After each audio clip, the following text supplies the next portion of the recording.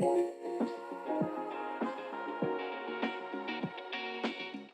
everyone, my name is Ali Colleen. I'm here with Ruben Mejia, Executive Vice President of SportsArt of America, and we're here to talk about the SportsArt Campus Challenge.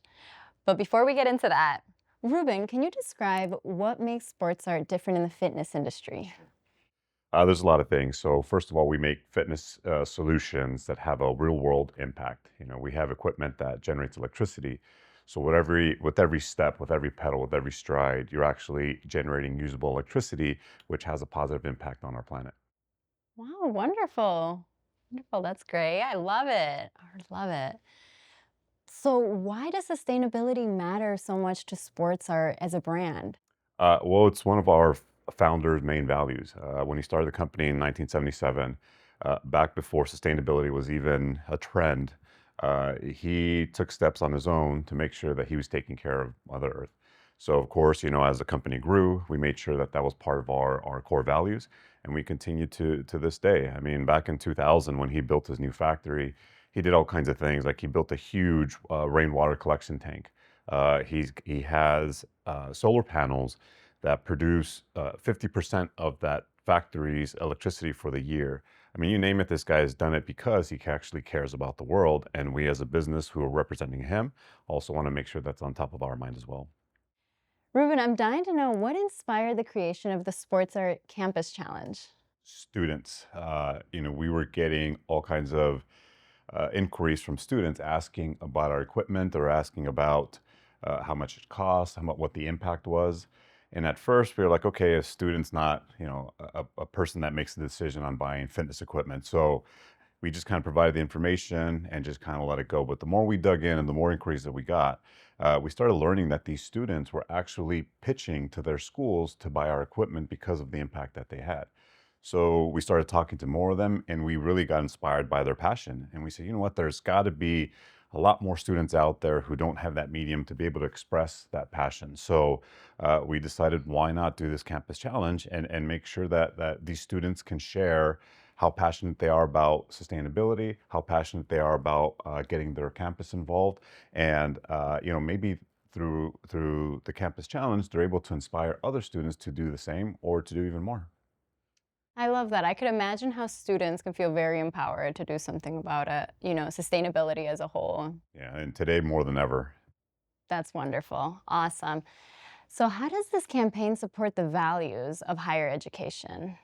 Almost every school that I know of, in fact, every school that I know of, has some sort of sustainability message, some sort of sustainability objective, and it's really driven by the students.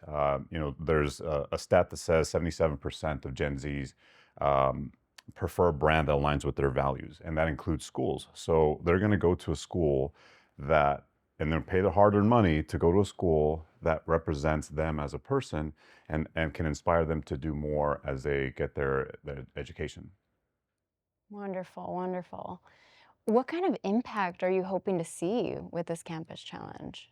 I really hope that students feel like they can be heard. I really feel like some students might get caught up in the mix and say, this is just a huge school, I'm not going to have any sort of impact.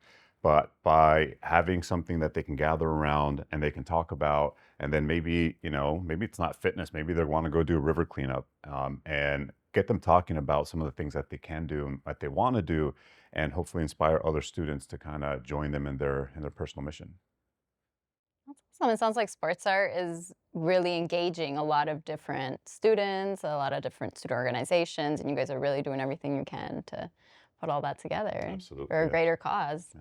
Awesome. So, Ruben, what would you say to a campus that's unsure of participating? Stop being unsure. It's pretty easy to join. All we have is a form that you fill out. If you win the equipment, all you need is an outlet. So outlet and space, obviously. So there's not a lot of complicated things that go into this. We're giving away this equipment. We want to make sure that the students can exercise and have a second purpose, not just burning calories, but also saving the world while they exercise. And it's not difficult at all. So an outlet and space is really all you need, and 30 seconds to fill out a form. So it's pretty easy. Uh, I'd say why not? There's no risk in entering and winning. And if your school doesn't want the equipment for whatever reason, well, at least you tried. That's amazing. So this year, you guys started just filling out a form. I know the past couple years have been more of a TikTok or an Instagram like video. So you guys have made it a lot easier for students, student organizations to sign in. So that's wonderful. So Ruben, have you seen a student story that really moved you recently? Yeah, there's a student from Brown who wrote a research paper on why Brown University should get our equipment. She talked to students and asked them, what they thought about it. She talked to building engineers to find out, how much electricity their solar panels produced. She found out what type of an impact that our equipment would have. And in her research paper, she found that if Brown University replaced all of their cardio equipment with our EcoPower equipment, our equipment would generate more than the solar panels that are on their roof.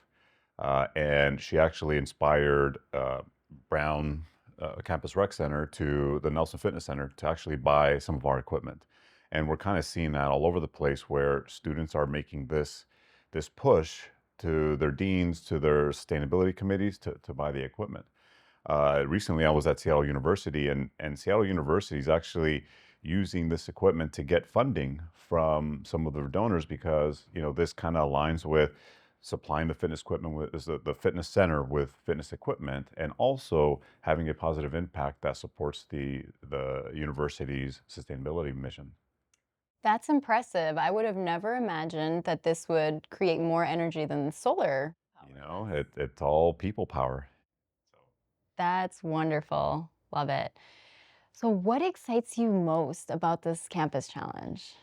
What excites me the most is we made it much simpler for people to enter. There's just a simple form. Nobody has to do video anymore. Nobody has to do anything other than spend 30 seconds to fill out a form. And another thing that we're doing this is really cool is we've introduced a grant. Has nothing to do with our fitness equipment unless the school wants to. But basically, we're giving away money for universities to do sustainability projects on campus. And they're basically going to write in to say how they would use the money. And we've got a third party panel that's going to grade their submission, and we're going to give money away so that these folks can have a little bit extra funding to do some more positive impact on campus. So, we know sustainability has moved beyond a buzzword and is now foundational across industries. So, how is EcoPower doing outside of higher education? We're seeing a lot of interest in other markets, community rec centers. We're talking hospitality. We're also looking at multifamily housing, and it's all because of this younger generation. Gen Z is I mentioned the stat earlier about how much they care about values. Well, in 2023, Gen Z had $360 billion spending power, and that's only going to increase over time. So these folks have money, and if a business wants to attract them, they're going to have to promote themselves in a way that is going to want where the Gen Z is going to want to spend their money with that particular company. So uh, if you're multifamily housing, you want to make sure that your tenants have a place to work out that they want to work out at instead of having to spend money at a gym.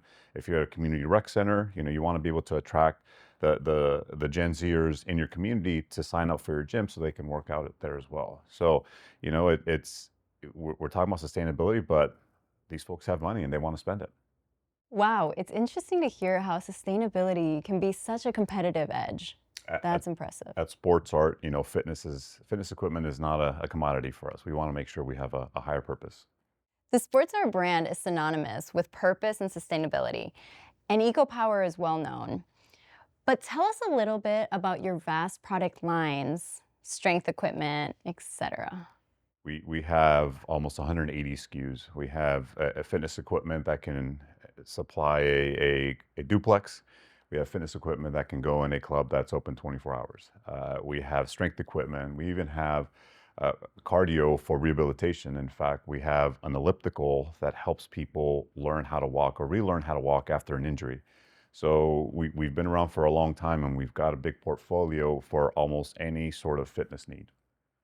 Well, thank you so much, Ruben. It's been amazing to hear all about sports art, the new changes that we have for the campus challenge.